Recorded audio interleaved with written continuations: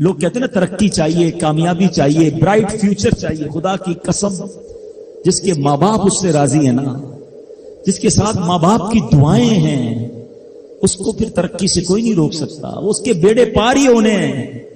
اور ساری دنیا واہ واہ کر رہی، ماں باپ پریشان ہے، وہ برباد ہی ہونا ہے. ماں باپ کو تنگ نہ کرو، بالخصوص ماں کی قدر کرو. ماں کا کوئی نیبل بدل نہیں. اور یہ دعا دے دے تو بندہ کدھر پہنچ جاتا ہے. اچھا پھر آج کل ایک اور ٹرینڈ چلا ہے، کسی بھی طرح کا زندگی میں مقام بڑھ گیا نا، مشہور ہو گیا، اب وہ ماں باپ پر بھی روب جما رہا ہوتا ہے. پتہ نہیں میں کتنا بڑا آدمی ہو گیا ہوں، اب میں آپ کی خدمت کہاں سے کروں گا بھائی، ٹائم ہی کہاں ہے میرے پاس. ان کو کبھی یہ روب مت جمانا. ارے آج اگر کچھ بن بھی گئے ہو نا، یہ انہی کی دعائیں تھیں، اور ان کو کہہ رہے ہو بڑا آدمی ہو گیا. حضرت موسیٰ کلیم اللہ علی نبینا علیہ السلام کتنا بڑا مرتبہ ہے.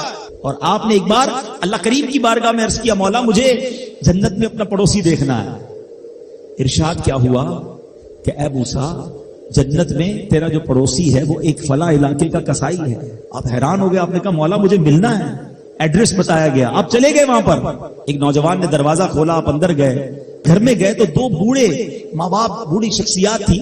انہوں نے حضرت موسیٰ کو دیکھا، آپ کی رسالت کی گواہی دی، اور دونوں دنیا سے چلے گئے. وہ نوجوان کسی کام سے گیا، جب واپس آیا اپنے دونوں والدین کو دیکھا کہ دونوں کا انتقال ہو گیا ہے. تو کہا ہو نہ ہو آپ حضرت موسیٰ علیہ السلام ہیں. حضرت موسیٰ نے کہا میں نے تو نہیں بتایا کہ میں کون ہوں، تمہیں کیسے پتا چلا؟ کہ میرے ماں باپ روزانہ دعا کرتے تھے کہ یا اللہ اس وقت تک موت نہ دینا جب تک حضرت موسیٰ کا دیدار نہ کر لیں.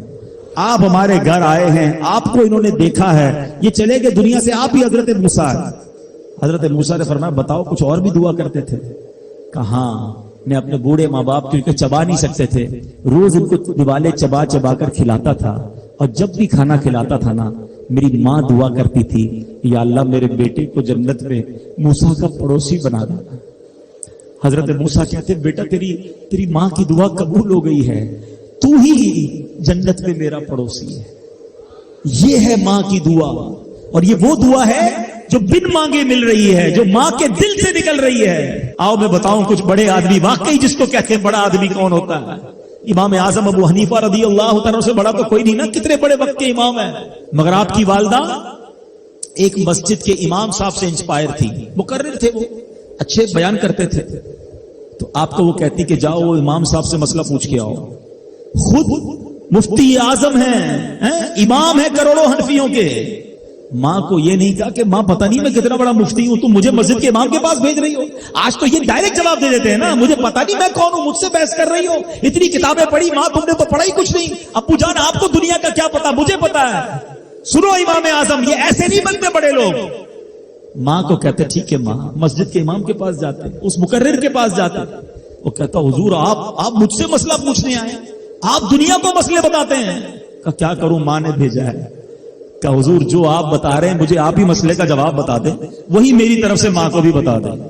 ایک بار ماں نے کہا کہ میں خود جا کر پوچھوں گی، پھر بھی امام اعظم نے منع نہیں کیا. اچھا کئی میل کا سفر تھا. امام ابو یوسف کہتے ہیں ہم نے خود دیکھا کوفہ کی گلیوں میں کہ امام اعظم اس خچر یا اس سواری کے لگام تھامے ہوئے ہیں، ماں اس پر سوار ہے اور وہ بازار میں اسے لے کے جا رہے ہیں. ماں کو یہ نہیں کہا کہ ماں تم مجھے تکلیف دے رہی ہو، وہ میرا شاگردوں کا بھی شاگرد ہے، اس کو کیا پتا جو مجھے پتا ہے. اللہ اکبر. ماں جاتی ہیں، مسئلہ پوچھتی ہیں، واپس آتی ہیں. امام اعظم ماں کو کچھ نہیں کہتے. یہ ہوتا ہے ماں کی فرما برداری. آج دیکھو دنیا ان کے گن گا رہی ہے. سیدنا بایزید بستامی رضی اللہ تعالیٰ عنہ کتنا بڑا نام ہے، اولیاء کے سردار ہیں. دیکھو ماں کی خدمت کیسی کرتے تھے. آپ کی والدہ نے سردیوں کی رات تھی، سخت سردی کی رات، آپ سے پانی مانگا.